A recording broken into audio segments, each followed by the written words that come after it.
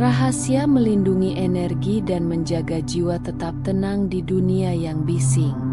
Tidak banyak orang sadar betapa mudahnya energi kita terkuras, bukan oleh pekerjaan, tapi oleh lingkungan, pikiran, dan hubungan yang salah. Bagaimana dengan kamu? Assalamualaikum teman-teman semua, dan selamat datang kembali di channel ini. Di sini, kita bukan hanya berbicara, tapi merenung. Bukan hanya mendengar, tapi merasakan. Jika kamu percaya bahwa ketenangan batin lebih berharga dari segalanya, jangan lupa untuk subscribe, like, dan komen agar kita bisa terus tumbuh bersama dalam perjalanan ini. Dalam video kali ini, aku akan membagikan 7 cara yang sangat sederhana tapi efektif untuk melindungi energi dirimu dari hal yang menguras ketenangan jiwamu. Supaya kamu bisa tetap menjadi versi terbaikmu, bahkan di dunia yang penuh kebisingan dan kekacauan ini. Cara ketiga mungkin terlihat sepele, tapi justru itulah cara yang paling sering kita abaikan, dan paling berbahaya jika dibiarkan. 1. Jaga batasan. Karena tidak semua orang berhak masuk ke ruang hatimu. Seringkali kita merasa harus selalu ada untuk semua orang. Kita dengarkan cerita mereka, keluh kesah mereka, bahkan amarah dan luka yang mereka bawa. Kita biarkan mereka masuk tanpa batas, seolah hati kita rumah terbuka untuk siapa saja. Padahal tidak semua orang pantas berada di sana. Ada yang datang hanya untuk mengambil energi, tanpa pernah memberi kembali. Ada yang terlalu sering membuat kita merasa lelah dan merasa bersalah. Menjaga batas bukan berarti egois, tapi itu adalah bentuk perlindungan diri. Kamu punya hak untuk mengatakan tidak, untuk menjauh, bahkan untuk menghilang sejenak demi menjaga kesehatan mentalmu. Kamu bukan tempat sampah emosi orang lain. Hatimu berharga, dan kamu punya kuasa penuh atas siapa yang boleh masuk, dan siapa yang hanya perlu dilihat dari kejauhan. Ingat, mencintai diri sendiri dimulai dari tahu kapan harus membuka pintu, dan kapan harus menutupnya rapat-rapat. 2. Dengarkan tubuhmu. Ia sering bicara saat pikiranmu diam. Tubuh kita bukan sekadar wadah. Ia adalah sahabat setia yang diam-diam merekam semua beban, tekanan, dan luka yang tak sempat kita ucapkan. Kadang kita merasa pusing, sesak, mudah marah, atau kelelahan luar biasa. Padahal tidak ada alasan logis yang bisa dijelaskan. Itu bukan tanpa sebab. Itu menandakan bahwa tubuhmu sedang bicara. Mungkin kamu sudah terlalu lama memaksakan diri untuk terus kuat. Terlalu sering pura-pura baik-baik saja. Tubuhmu tahu kapan kamu butuh istirahat, kapan kamu harus berhenti, dan kapan kamu perlu menangis agar lega. Tapi seringkali, kita lebih sibuk mendengarkan tuntutan dari luar dan mengabaikan jeritan dari dalam. Mulailah lebih peka. Dengarkan sinyal-sinyal kecil itu. Jangan tunggu sampai tubuhmu berteriak dengan penyakit. Merawat tubuh bukan hanya soal makan sehat atau olahraga, tapi juga memberi ruang untuk istirahat, tidur yang cukup, dan ketenangan batin. Karena tubuh yang dijaga akan menjaga jiwamu kembali. 3. Hindari drama yang bukan milikmu. Kita hidup di zaman di mana semua orang ingin didengar, tapi jarang ada yang benar-benar mendengarkan. Kita terseret dalam drama yang bukan milik kita, perselisihan di grup keluarga, gosip teman kantor, atau pertengkaran di media sosial yang bahkan tak ada hubungannya dengan hidup kita. Tanpa sadar, energi kita terkuras hanya karena mencoba menjadi penengah atau sekadar ikut berkomentar. Padahal, tidak semua masalah butuh pendapat kita. Tidak semua kekacauan pantas menyita ketenangan kita. Menghindari drama bukan berarti kamu tak peduli, tapi kamu memilih untuk menjaga kewarasanmu. Kamu memilih damai daripada debat. Kamu memilih sunyi daripada gaduh yang tak berujung. Hidupmu terlalu berharga jika hanya dihabiskan untuk membuktikan sesuatu kepada orang yang tak ingin mengerti. Kadang, cara paling bijak untuk menyikapi kekacauan adalah dengan melangkah mundur dan berkata dalam hati, "Ini bukan milikku." 4. Temukan ruang sunyi, tempat di mana hatimu bisa bernapas. Dalam hiruk-pikuk dunia yang terus bergerak, kadang kita lupa bahwa jiwa juga butuh tempat bernaung.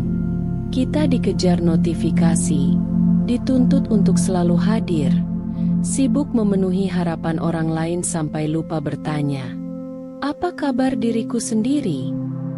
Kita butuh ruang, bukan sekadar ruang fisik, tapi ruang batin yang hening, tempat di mana hati bisa bernapas tanpa tekanan, tanpa suara, tanpa penilaian.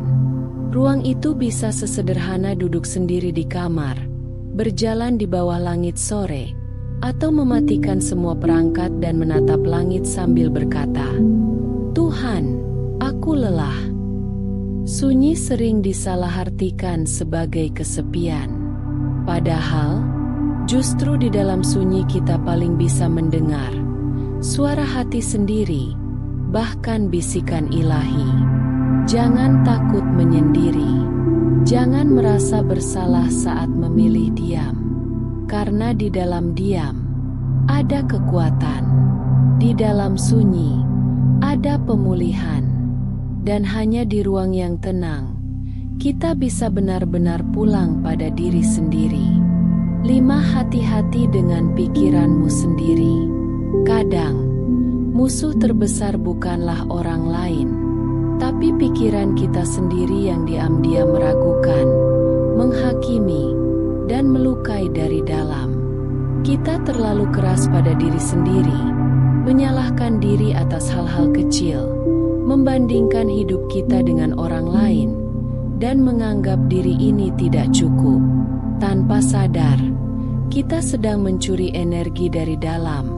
Perlahan, tapi pasti, kita percaya bisikan yang berkata, "Kamu gagal, kamu terlambat, kamu tidak layak."